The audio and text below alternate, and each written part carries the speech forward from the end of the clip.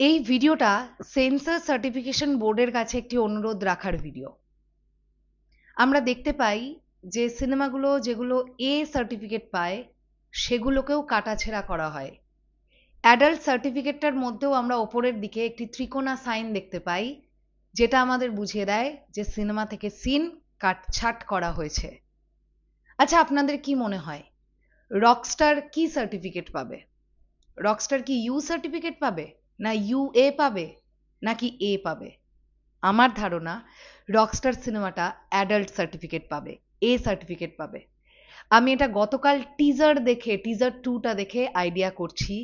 এমন কিছু দৃশ্য এই সিনেমার মধ্যে থাকতে চলেছে মোস্ট প্রবাবলি, যেগুলোর জন্য sensor certification board Rockstar সিনেমাকে A certificate হয়তোবা প্রদান করবে, এটা আমার ধারণা।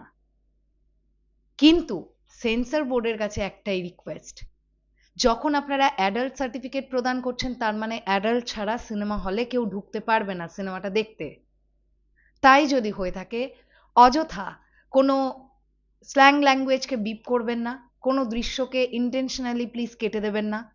যখন এ সার্টিফিকেট দিচ্ছেন তাহলে অ্যাডাল্টদের সিনেমাটাকে এনজয় করতে দিন, কারণ আপনারা তো ইউ সার্টিফিকেট বা ইউএ সার্টিফিকেট প্রদান করবেন না যদি আপনারা মনে করেন যে রকস্টার সত্যি একটা প্রাপ্তবয়স্কদের দেখার সিনেমা।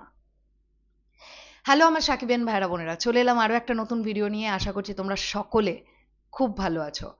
তোমাদের কি মনে হয় গতকাল টিজারে ছোট্ট ছোট্ট করে আমরা দু একটা সিন এরকম দেখতে পেয়েছি, যেগুলো দেখার পর কি সত্যিই তোমাদের মনে হয়নি যে রকস্টার সিনেমাটা এ সার্টিফিকেট পেতে চলেছে? এখনকার দিনে একটা ট্রেন্ড এসেছে, যে সিনেমা অ্যাডাল্ট সার্টিফিকেট পায় সেই সিনেমা বেশি ব্যবসা করে। এটা ইন্ডিয়ার ক্ষেত্রেও হয়। রিসেন্টলি যতগুলো সিনেমা প্রচণ্ড ভালো ব্যবসা করেছে, ধুরন্ধর থেকে শুরু করে ধুরন্ধর 2, অ্যানিমাল থেকে শুরু করে আরও যা যা, ম্যাক্সিমাম সিনেমাগুলো এ সার্টিফিকেট পেয়েছে। আর সিনেমা হলে জাস্ট আগুন লাগিয়ে দিয়েছে, দর্শকের যে প্রবল ভিড় আমরা দেখতে পেয়েছি।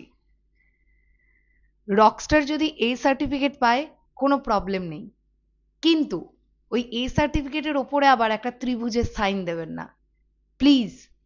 কারণ আপনারা যখন সার্টিফিকেশন বোর্ড, আপনাদের তো সিনেমা দেখে গ্রেডেশন দেওয়াটা কাজ। গ্রেডেশন দেওয়ার পরে সেই সিনেমার ওপরে ছুরি কাঁচি চালাবার কাজ তো নয়।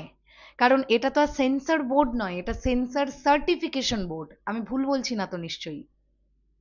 এখন বাংলাদেশে নতুন গভর্নমেন্ট, কাজে এগুলোর দিকে একটুখানি নজর দেওয়া উচিত, যে এ সার্টিফিকেট প্রদান করার পরেও আমি সিনেমাটাকে তার উপরে কোনো ছুরি কাঁচি চালাবো না।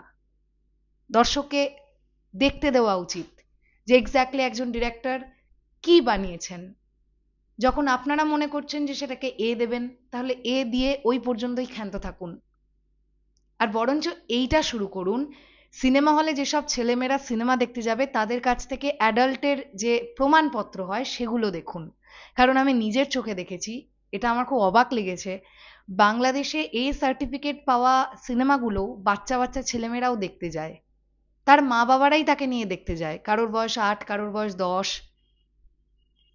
আমি গতবার ঈদে গিয়েও সেম জিনিস দেখেছি। তো যদি নিয়মাবলী করতেই হয়, সিনেমার ওপর ছুরি কাঁচি চালানো বন্ধ করে এইটা নিয়ম করুন যে সত্যি অ্যাডাল্ট ছাড়া অ্যাডাল্ট সিনেমা কেউ দেখতে ঢুকতে পারবে না। দেখতে যদি হয় ওটিটিতে আসার পরে দেখবে। তো আমার মনে হয় এই বিষয়টা নিয়ে একটুখানি ভাবা উচিত, কারণ ডিরেক্টর আজমান রুশো যেটা দেখাতে চাইছে সেটা তাকে দেখাতে দিন প্লিজ। কারণ প্রচণ্ড জেনজি ওয়েতে তিনি সিনেমাটা প্রেজেন্ট করবেন সেটা গতকাল টিজার 2 দেখে বোঝা গেছে। আর এখন সকলের হাতে মুঠোফোন, সবাই নেটফ্লিক্স দেখে, অ্যামাজন প্রাইম দেখে, সনি দেখে। অ্যাডাল্ট কন্টেন্ট দেখা থেকে মানুষ বিরত থাকে না। প্রচুর অ্যাডাল্ট কন্টেন্ট ওটিটিতে এখন তৈরি হয়। কাজেই মানুষকে এখন বোকাশোকা ভাবার কিচ্ছু নেই, তারা মেন্টালি প্রিপেয়ার্ড, তারা অ্যাডাল্ট কন্টেন্ট দেখবে। তো অ্যাডাল্ট লোকজনেরা অ্যাডাল্ট কন্টেন্ট দেখুক, এতে কোনো প্রবলেম নেই। তো এই বিষয়টা নিয়ে আপনাদের কি বক্তব্য সেটা কমেন্ট সেকশনে জানাবেন। শেষ করলাম ভিডিওটা। টাটা।